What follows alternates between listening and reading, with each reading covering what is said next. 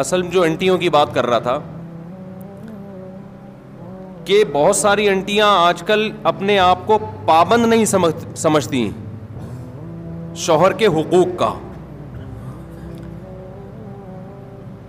تو ان انٹیوں سے میں یہ کہتا ہوں کہ دیکھو میاں جو آپ کو کے حقوق ادا کر رہا ہے اس کی بیس کیا ہے؟ اسلام ہے نا. اسلام نہ ہو تو پھر کیا ہے بھائی؟ آزاد گھومو پھرو, کیا ضرورت ہے؟ تو آپ بھی ان اسلام کی پابندیوں کو قبول کرو جو اسلام نے آپ کے اوپر لگائی ہیں. اور وہ پابندی یہ لگائی ہے کہ سربراہ کون ہے؟ بولو نا, میاں ہے. دیکھو جو بات انسان زبان سے بار بار بولتا ہے نا, دل میں اثر کرتی ہے 100%. کہتے ہیں کہ جو ماہر نفسیات ڈاکٹروں کے بارے میں سنا کہ ان کی تحقیق ہے کہ جتنے خودکشی کے کیسز آئے ہیں نا, ان میں زیادہ تر وہ لوگ ہیں جو زبان سے کہا کرتے تھے کہ میں خودکشی کر لوں گا. جو زبان سے نہیں کہتے وہ کرتے بھی نہیں ہیں. اگر آپ زبان سے کہو نا, جیسے بعض خواتین کہہ دیتی ہیں یہ نہیں کیا تو میں خودکشی کر لوں گی, وہ کر بھی لیتی ہیں. مرد بعض دفعہ یہ اس کی کوئی خواہش پوری نہیں ہوتی, کہیں رشتہ طے ہوا, شادی نہیں ہو رہی, دھمکیاں دیتا میں خودکشی کر لوں گا. تو آپ سمجھ رہے ہوتے ہیں میں ایسے ہی کہہ رہا ہوں, میں کروں گا نہیں. لیکن جب آپ نے یہ کہہ دیا نا ایک دفعہ زبان سے کہ میں خودکشی کر لوں گا, تو خودکشی نہ کرنے کے اگر 100% چانسز تھے نا, تو اب وہ 99% رہ گئے ہیں. 1% چانسز بڑھ گئے ہیں اس ورڈنگ کی وجہ سے جو آپ نے زبان سے بول لو نا, جو زبان سے آپ نے ادا کی ہے, اس کی وجہ سے 1% چانس بڑھ گیا ہے.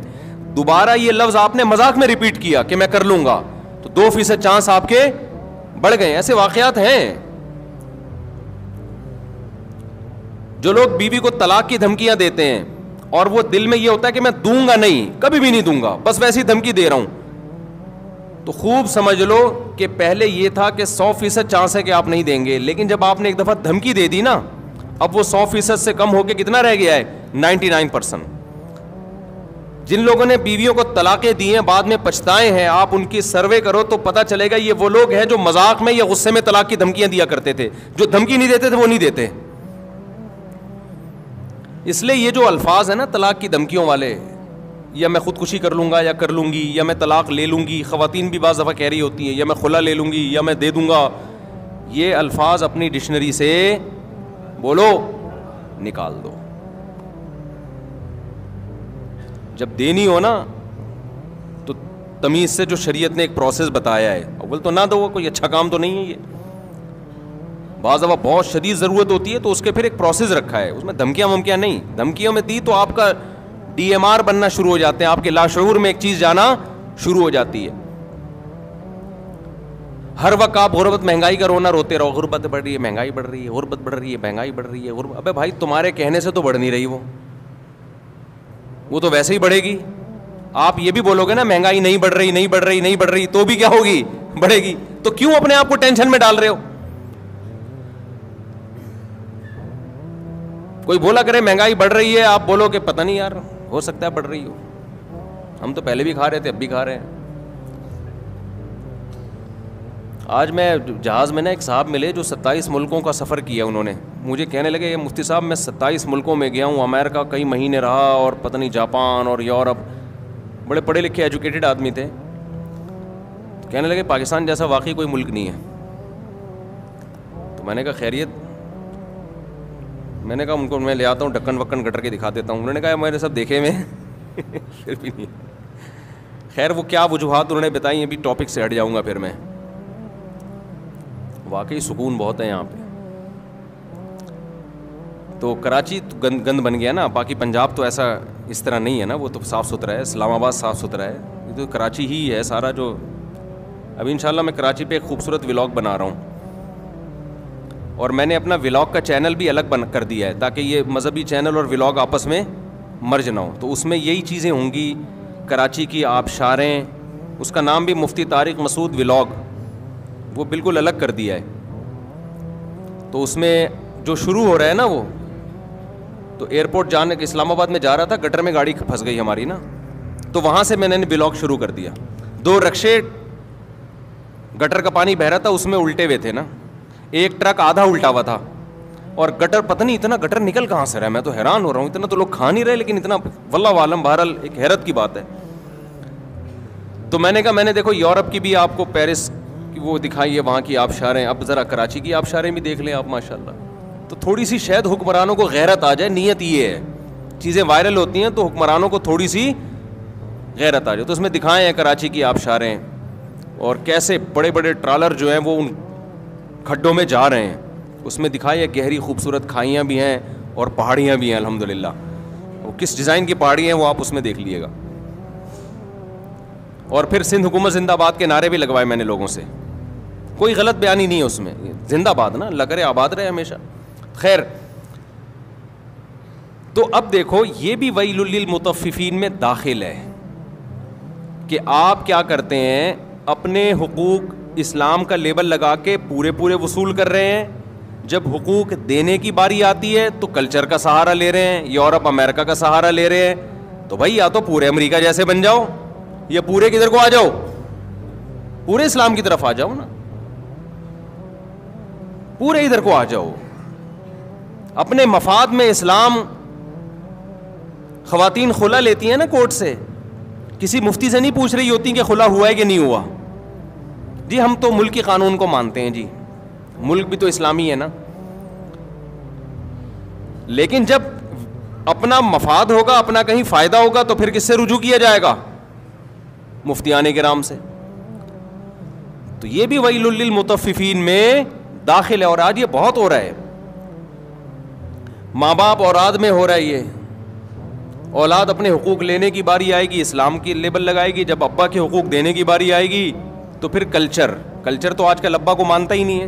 کلچر میں تو ابا اور دوست کیا ہیں, برابر ہیں. ابا تیز لہجے سے بات کریں تو بیٹے کو غصہ آتا ہے, کلچر تو یہی ہے. اسلام غصہ جاری کرنے کی ابا پہ اجازت, بولو. اب وہ لاشعور میں جائے گا نا جب بولو گے کہ نہیں دیتا تو یہ.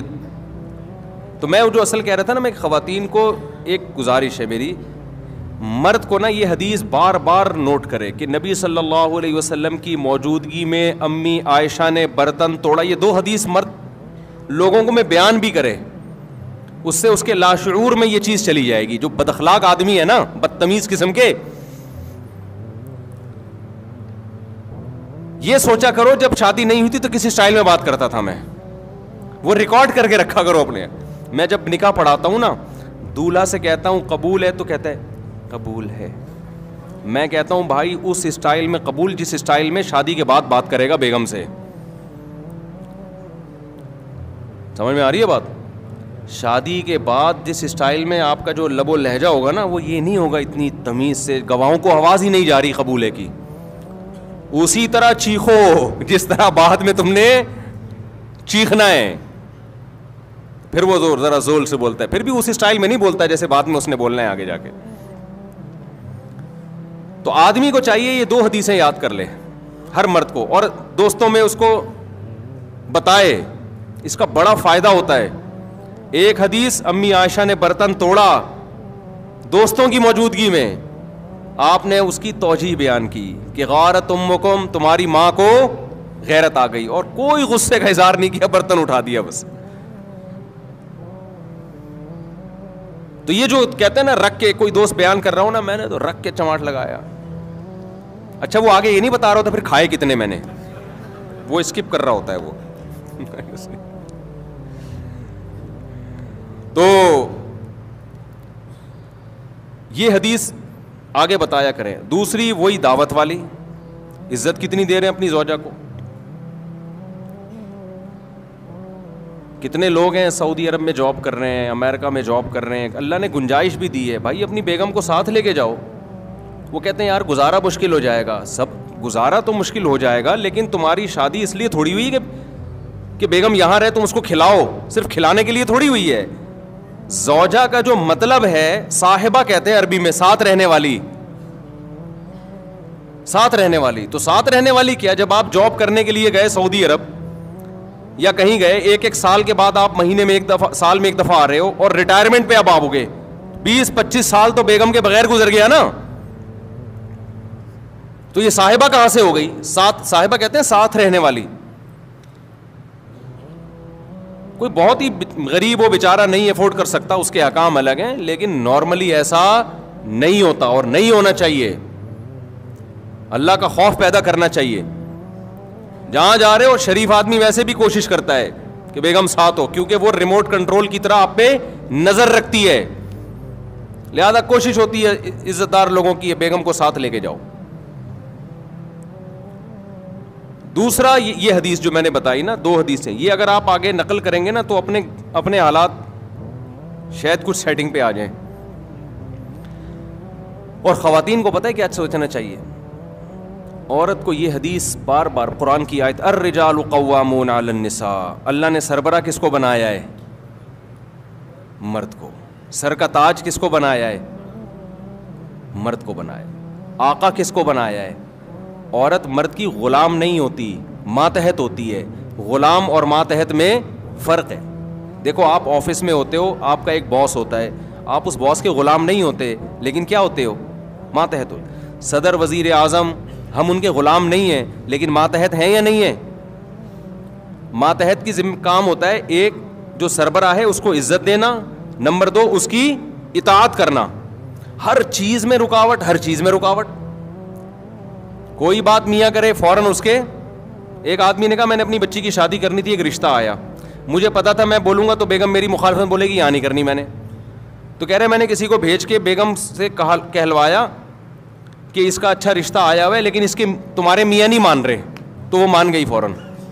یہ سچی مچی کا واقعہ ہے, وہ مان گئی.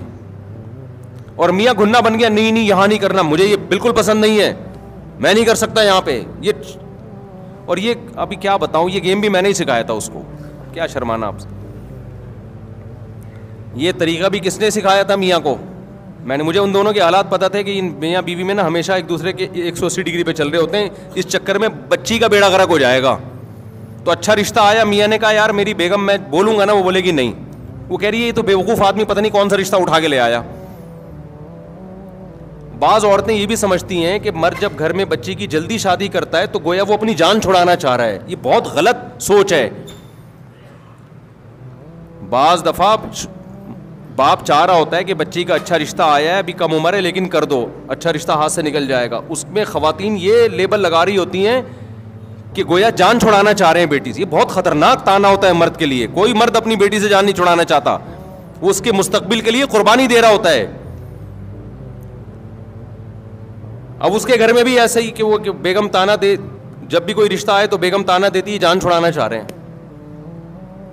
تو میں نے اس کو یہ طریقہ بتایا, میں نے کہا آپ کسی خاتون کو بھیجو اور آپ بولو یہ مجھے بالکل قبول نہیں ہے رشتہ, ابھی بچی کی عمر کیا ہے, ایسی باتیں کرو.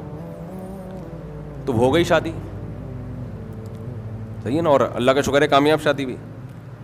تو خواتین اگر زبان سے یہ لفظ بار بار بولتی رہیں نا, اب آپ لوگ سب لوگ یہ حربہ استعمال نہ کریں جا کے, ہر ایک کے ایک جیسے حالات نہیں ہوتے کہ بیگم میں دوسری شادی بالکل بھی نہیں کروں گا.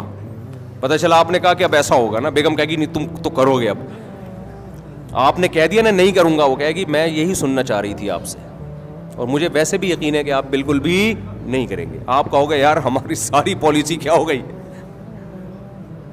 مفتی صاحب نے برباد کر دی. تو ہر جگہ ہر چیز چلنے کی نہیں ہے. لیکن بعض ہوتا ہے, بعض گھروں میں ایک دوسرے کے ہمیشہ الٹا چل رہے ہوتے ہیں, ایسی نفرتیں پھیل چکی ہوتی ہیں, بدگمانیاں. تو اس کا پھر طریقہ یہ ہوتا ہے. تو عورت کو چاہیے جیسے مرد کو چاہیے نہیں, یہ 2 حدیثیں بیان کرتا رہے, تو عورت کو چاہیے زبان سے نا 1 دفعہ صبح 100 دفعہ تسبیح اور شام کو 100 دفعہ کہ سربراہ گھر کا کون ہے؟ میاں ہے. یہ میرا میاں میرا سربراہ ہے, میرا آقا ہے, میرے سر کا تاج ہے, مجھے حکم دیا گیا ہے کہ میں اس کو عزت دوں, اس کی رسپیکٹ, اس کو رسپیکٹ دوں, میں عزت دوں. یہ میرا آقا ہے, آقا ہے, آقا ہے. 100 دفعہ بول لیں, اس سے گھر کا ماحول کیا ہو جائے گا؟ بہت خاندانی ہو جائے گا ماحول. ایسا نہ ہو کہ ایک اپنی ذمہ داری پوری کرے, دوسرا تسبیح نہ پڑھے, پھر الٹا ہو جائے گا. یعنی اس نے یہ والی تو پڑھ لی کہ سربراہ سربراہ سربراہ, آقا ہے آقا ہے, اور آپ نے اخلاق والی تسبیح نہیں پڑھی. تو جب وہ اور زیادہ پولائٹ ہو جائے گی تو آپ تو اور ظلم ڈھانا شروع کر دو گے اس کے اوپر. پہلے تو وہ ریئیکشن کرتی تھی, اب وہ ریئیکشن بھی نہیں کر رہی, تو اور ظالم بن جاؤ گے آپ. تو اس لیے آپ نے بھی تسبیح پڑھنی ہے اور اس نے بھی پڑھنی ہے, دونوں اپنی ذمہ داری ہوگی تو حساب کتاب چلے گا. اور اگر آپ نے اخلاق والی پڑھنا شروع کر دی, اس نے سربراہ والی نہیں پڑھی, تو آپ تھوڑے دنوں میں کیا بن جاؤ گے؟ آپ کا روب ختم ہو جائے گا اور پھر جو ہو رہا ہے وہ ہو جائے گا, جو ہو رہا ہے اس کو بتانے کی